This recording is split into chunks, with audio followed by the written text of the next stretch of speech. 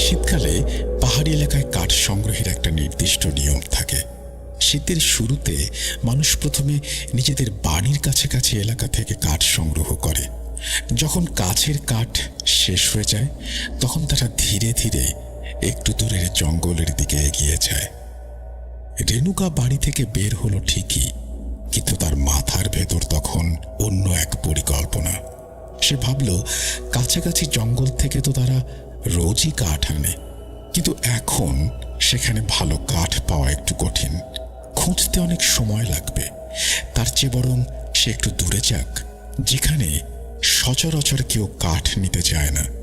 সেখানে নিশ্চয়ই অনেক ভালো এবং শুকনো কাঠ পাওয়া যাবে, আর সে খুব তাড়াতাড়ি কাজ শেষ করে ফিরতে পারবে। এই ভেবে রেণুকা পরিচিত পথ ছেড়ে একটু দূরের জঙ্গলের দিকে হাঁটা শুরু করলো। হাঁটতে হাঁটতে সে বাড়ি থেকে প্রায় 1 কিলোমিটার দূরে চলে এলো। সে এমন একটা এলাকায় এসে পৌঁছালো যা দেখে মনে হচ্ছিল এখানে গত কয়েকদিনে বা হয়তো কয়েক সপ্তাহে গ্রামের কোনো মানুষ কাঠ নিতে আসেনি। চারপাশটা কেমন নিস্তব্ধ, বুনো ঝোপঝাড়গুলো অনেকটা ঘন। রেণুকার অনুমান ঠিক ছিল, সেখানে প্রচুর শুকনো কাঠ পড়েছিল। খুব খুশি হলো রেণুকা। সে দ্রুত হাতে কাঠ কুড়াতে শুরু করলো। তার কাজ প্রায় শেষের দিকে, কাঠগুলো গোছানো হয়ে গেছে। ঠিক তখনই সেই নির্জন জঙ্গলের নিস্তব্ধতা ভেঙে এক ভয়ঙ্কর ঘটনা ঘটল। কি সেই ঘটনা? চলুন শুরু করা যাক। আজ আবার শুনতে পাচ্ছেন শব্দটা? আমার আয়নার ভেতরে রোজ এভাবেই আসে।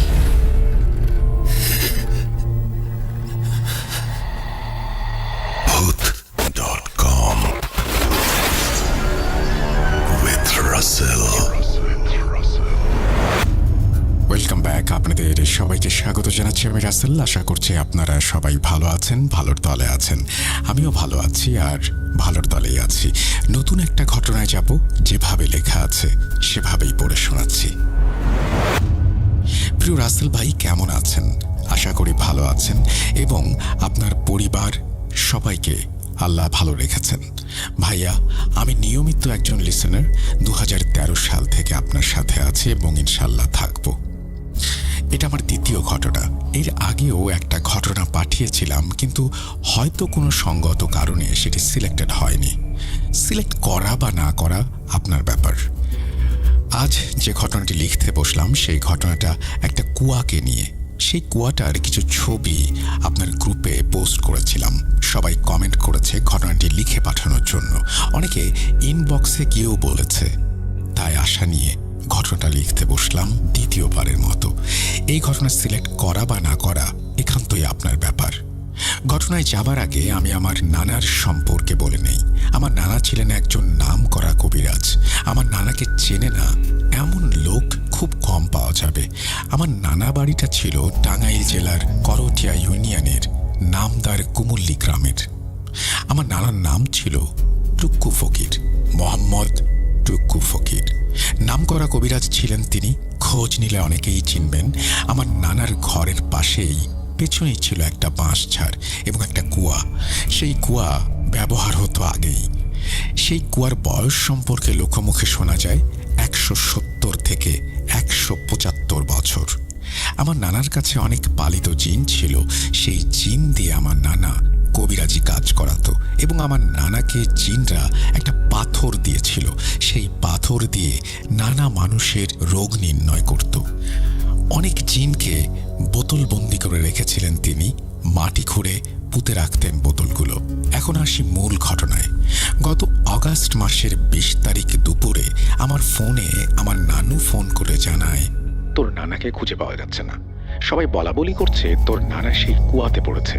ফায়ার সার্ভিসের লোকরাও এসেছে, তুই তাড়াতাড়ি আয়। ফোন কেটে দিলেন। আমার মাথায় আকাশ ভেঙে পড়ল, চোখ দিয়ে পানি পড়তে লাগলো। বলে রাখি, আমার নানার বয়স ছিল 104 বছর। ওই গ্রামের একজন লোকই ছিল যার এত বয়স, এই জন্য তার স্মরণ শক্তি খুব একটা ছিল না। হাঁটাচলা করতে পারতেন, কিন্তু নিজ থেকে কাউকে চিনতেন না। নানুর ফোন কাটার পর আমি নানুর বাড়ির উদ্দেশ্যে রওনা হই। আমার বাড়ি থেকে নানুর বাড়ি যেতে 1 ঘন্টার পথ। আমি নানু বাড়ি গিয়ে দেখি আমার নানাকে এখনো পাওয়া যায়নি। সেখানে ফায়ার সার্ভিসের লোকজন খুঁজছে। টাঙ্গাইল থেকে ডুবুরি এসেছে। সিদ্ধান্ত নেওয়া হলো কুয়ার পানি সেঁচে তারপরে লাশটাকে খুঁজে বের করবে। কিন্তু তা হলো আর এক বিপত্তির, কারণ এখন বর্ষার সিজন, তাই সেচ দেয়া মোটেও সম্ভব না। তখন ফায়ার সার্ভিসের এক লোক বলল, একটা বাঁশ নিয়ে আসেন। অনেক বড় একটা বাঁশ নিয়ে আসা হলো। সেই বাঁশের মাথায় আংটা বেঁধে দেয়া হলো। কুয়াতে অনেকক্ষণ খোঁজ করার পর নানার পরনের লুঙ্গি সেই আংটার সাথে উঠে এলো।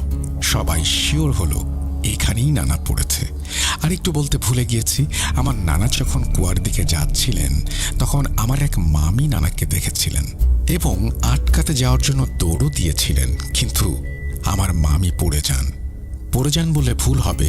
আমার মামির কথা মতে তাকে পেছন থেকে কেউ ধাক্কা দেয়, তারপর তিনি পড়ে যান এবং তার হাত ভেঙে যায় এবং ওইখানেই তিনি অজ্ঞান হয়ে যান। তার জ্ঞান ফিরে পান পরদিন সকালে। ঘটনায় ফিরি। অনেকক্ষণ খোঁজার পর আমার নানার হাতের সাথে আংটা আটকে গেল। তখন ফায়ার সার্ভিসের লোক বলল, এবার কাজ হয়েছে, আপনারা সবাই বাঁশ ধরেন। সবাই মিলে নানাকে ওঠালো, কিন্তু তখন নানা মৃত। এখন কথা হচ্ছে, একটা মানুষ যখন কুয়াতে দেখার চেষ্টা করে তখন সে নিচের দিকে মাথা দিয়ে দেখে দেখার জন্য। তার মানে কেউ যদি কুয়াতে পড়ে তাহলে মাথা থাকবে নিচের দিকে, পা থাকবে ওপরের দিকে। কিন্তু অবাক করা ব্যাপার হচ্ছে, নানাকে যখন তুলে আনা হয় তখন মাথা ছিল ওপরে। এখানে আমি একটু কথা বলতে চাই, সেটা হচ্ছে আপনি বলছেন যে যখন কুয়াতে কেউ দেখার চেষ্টা করবে তখন মাথা নিচের দিকে যাবে, কিন্তু কুয়াতে যদি পানি থাকে তাহলে কি সেইভাবেই মাথা নিচের দিকে পা উপরে থাকা সম্ভব, নাকি মানুষ বাঁচার চেষ্টা করলে তখন তিনি ঘুরে যাবেন, অর্থাৎ মাথাটা উপরের দিকে থাকবে? আমার মনে হয় এই ব্যাপারে যারা শুনছেন তারা আরও বেশি আমাকে মন্তব্য করে সাহায্য করতে পারেন। যাই হোক, তিনি বলছেন 2 ঘন্টা কুয়াতে পড়ে থাকার পর তার পেটে 1 ফোঁটা পানিও ছিল না। নানাকে তুলে সকল ধর্মীয় কাজ শেষ করা হয়। ঘটনাটি এখানেই শেষ হলে পারত, কিন্তু হলো না। ঘটনাটা শুরু এখান থেকেই।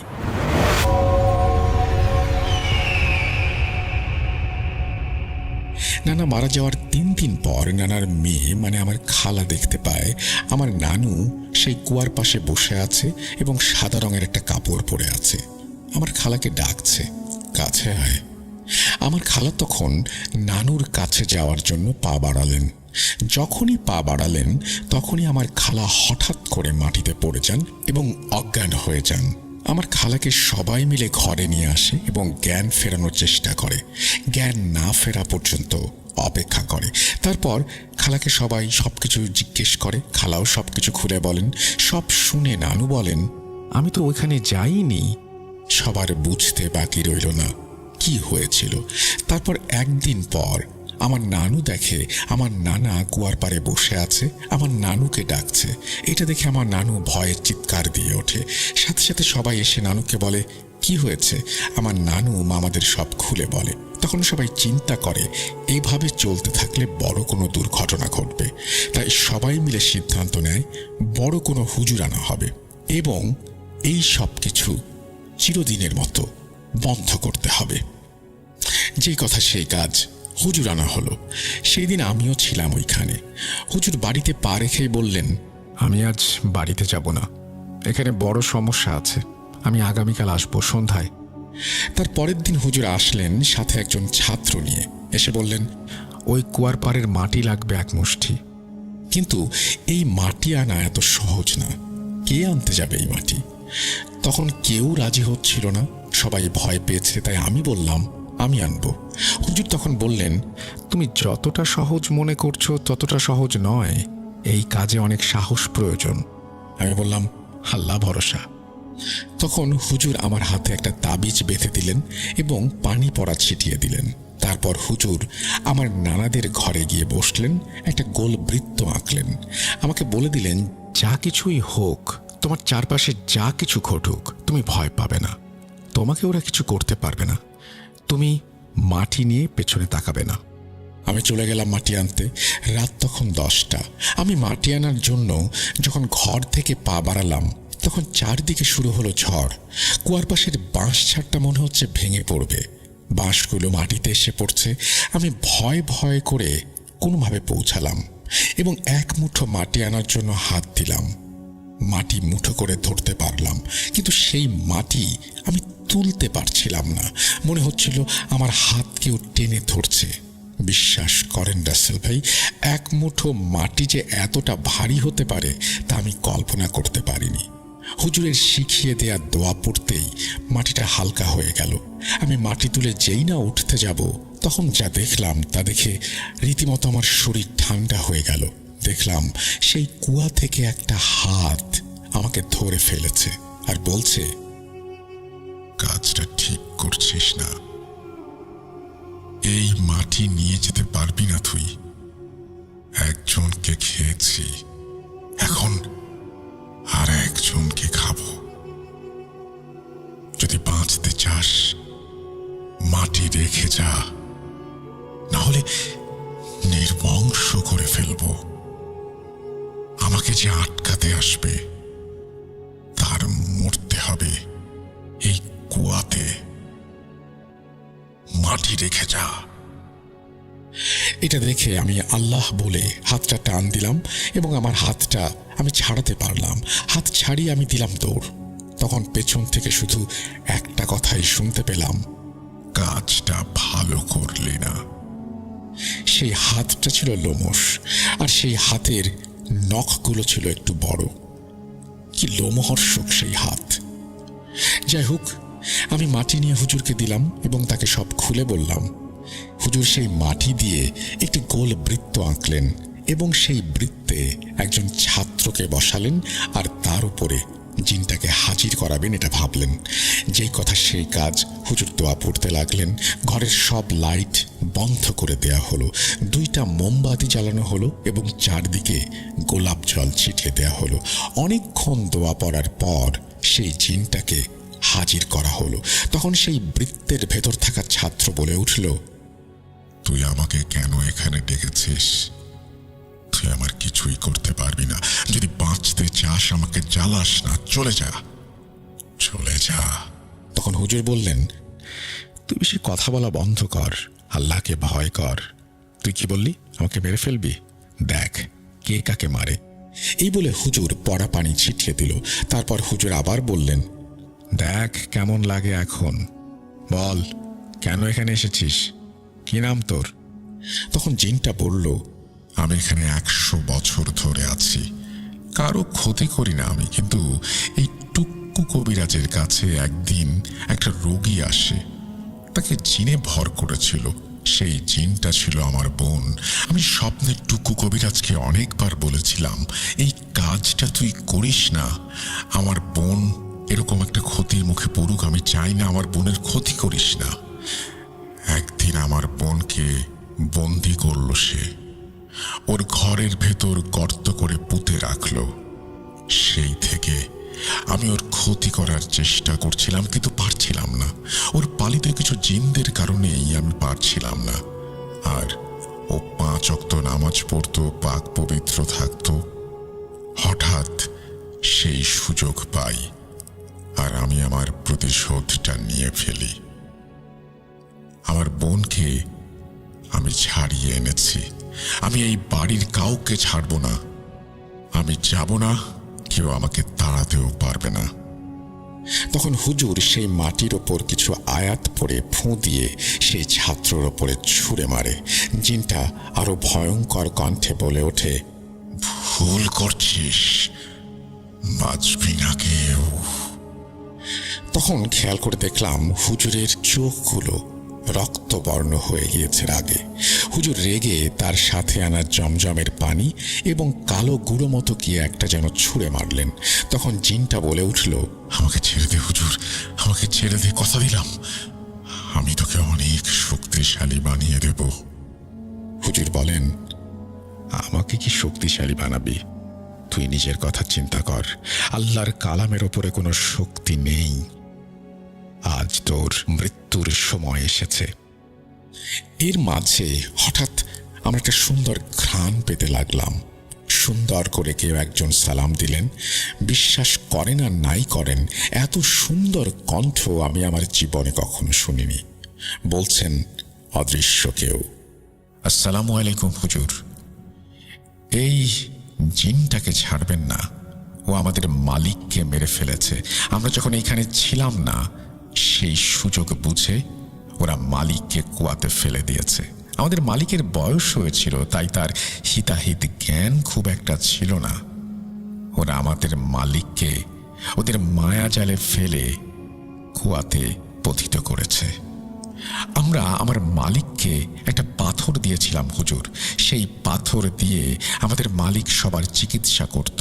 খুব ভালো মানুষ ছিল আমাদের মালিক। আর এই দুষ্টু জিনটা তাকেই মেরে ফেলেছে। আমরা আপনার সাথে আছি, আপনি একে বন্দি করুন। আমাদের মালিককে যতটা কষ্ট দিয়েছে, ওকেও ঠিক ততটাই কষ্ট দিন। তখন হুজুর বললেন, কে তুমি? তোমার নাম কি? তখন সেই অদৃশ্য সুন্দর কণ্ঠ বলে উঠল, আমার নাম আব্দুল্লাহ। আমরা 3 ভাই, আমরা টুক্কু কবিরাজের সাথে থাকতাম। হুজুর, এখন বেশি কথা বলার সময় নেই। আপনি এক কাজ করেন, আমি বলছি কি করতে হবে। আমরা ওকে আটকে রাখতে সাহায্য করব। ও শক্তিশালী খারাপ জিন। হুজুর, আপনি 1 গ্লাস পানি নিন, তারপর সেই পানিতে সুনির্দিষ্ট একটি সূরা পড়ে ওই শয়তানটার গায়ে ছুঁড়ে মারুন। আর সেই কুয়ার পাড় থেকে যে মাটি দিয়ে বৃত্ত করেছেন, সেই মাটিতে এই সূরা পড়ে ফুঁ দিন। যে কথা সেই কাজ। হুজুর পানি এবং মাটি ছুঁড়ে মারতেই সেই খারাপ জিনটা বলে উঠল, আমাকে ছেড়ে দিন হুজুর, যা চাইবেন তাই দিব, আপনাকে অনেক ধনী করে দেব, আমাকে যেতে দিন। তখন আব্দুল্লাহ বলে উঠল, আপনি ওর কথায় কান দেবেন না। ও আপনাকে ধোঁকা দেওয়ার চেষ্টা করছে। আপনি ওপরের দিকে হাত বাড়ান, এই নিন একটা বোতল। তখন হুজুর ওপরের দিকে হাত বাড়ালেন এবং একটা কাঁচের বোতল আসলো। তখন আব্দুল্লাহ বলল, এই বোতলটা আপনার সামনে রাখুন এবং এই দোয়াটি পড়ে এই শয়তানটিকে বন্দি করুন। হুজুর ফুঁ দিলেন এবং শয়তানটা অনুরোধ করতে থাকলো তাকে ছেড়ে দেবার জন্য। হুজুর বললেন, তুই বলেছিলি না তোর অনেক ক্ষমতা, তুই তোর বোনের মতো সারা জীবন বন্দি থাকবি। এবার দেখিস আল্লাহর কালামের শক্তি। আব্দুল্লাহ বলল, তুই আমার মালিককে মেরেছিস, আজ তোর কোনো উপায় নেই। এরপরে আব্দুল্লাহর সহযোগিতায় জিনটিকে বন্দি করা হলো। জিনটি বন্দি হতেই আব্দুল্লাহ অন্ধকারে মিলিয়ে গেল। হুজুর বলে উঠলেন, আলহামদুলিল্লাহ, আমরা সফল হয়েছি। ও আর কখনোই বের হতে পারবে না। আপনারা এই বোতলটা কুয়াতে ফেলে দেবেন এবং কুয়াটা মাটি দিয়ে ভরাট করে দেবেন। ধন্যবাদ আব্দুল্লাহকে। আজ উনি না থাকলে অনেক সমস্যা হয়ে যেত। আল্লাহ নিশ্চয়ই ওনাকে এই ভালো কাজের প্রতিদান দেবেন। হুজুর আব্দুল্লাহকে তার সাথে যাবার জন্য অনুরোধ করেছিলেন, কিন্তু আব্দুল্লাহ সেই অনুরোধ রাখতে পারেননি। তিনি তার মালিকের স্মৃতিস্বরূপ এই বাড়িতেই থাকতে চান। যাই হোক, এরপর মিষ্টি কণ্ঠটা মিলিয়ে যায়, অর্থাৎ আব্দুল্লাহর কণ্ঠটা যখন মিলিয়ে যায়, তখন সেই বোতলটাকে কুয়াতে ফেলে দেয়া হয় এবং কুয়াটাকে বন্ধ করে দেয়া হয়। ঘটনাটি পড়ে শোনালে খুশি হব, এই বলেই তিনি তার ঘটনা শেষ করেছেন এবং তিনি বলছেন, ঘটনায় আমি কোনো সংযোজন করিনি, যা ঘটেছে তাই লেখার চেষ্টা করেছি। Thank you so much. এবং সেই পাথরটা আব্দুল্লাহ দেয়া সেই পাথরটা কিভাবে পেল না সেটাও লিখে পাঠাবেন তিনি জানিয়েছেন। আপনাকে অসংখ্য ধন্যবাদ ঘটনা লিখে পাঠানোর জন্য। আশা করছি ভবিষ্যতে আপনার ঘটনা পাবো। আমরা চলে যাব আমাদের পরবর্তী ঘটনায়, তবে যাবার আগে একটু বলি, আপনি যে বলছিলেন যে আপনার আগের ঘটনাগুলো সিলেক্টেড হয়নি, এটা কিন্তু আসলে আপনি ঠিক নিশ্চিত হতে পারবেন না, কারণ অনেক ঘটনাই এখনও কিউয়ে পড়ে আছে। সুতরাং একটা একটা করে আমরা ঘটনা শোনাচ্ছি। এই যে আপনার ঘটনাটা আপনি বুঝতেই পারছেন, অনেক আগে পাঠিয়েছিলেন, আজকে শোনানো হচ্ছে। হয়তো আগের ঘটনাটিও কোনো একটা সময় হয়তো শোনানো হবে। থ্যাংক ইউ সো মাচ আমাদের সঙ্গে থাকার জন্য। যারা ঘটনা পাঠাতে চান, আমাদের ইমেল অ্যাড্রেস russell.booth.com@gmail.com। আপনার নাম, ঠিকানা এবং ফোন নাম্বার সহ আপনার জীবনে ঘটে যাওয়া বা আপনার জানা সেরা ঘটনা লিখে পাঠিয়ে দিন আমাদের কাছে। ঘটনার শুরুতে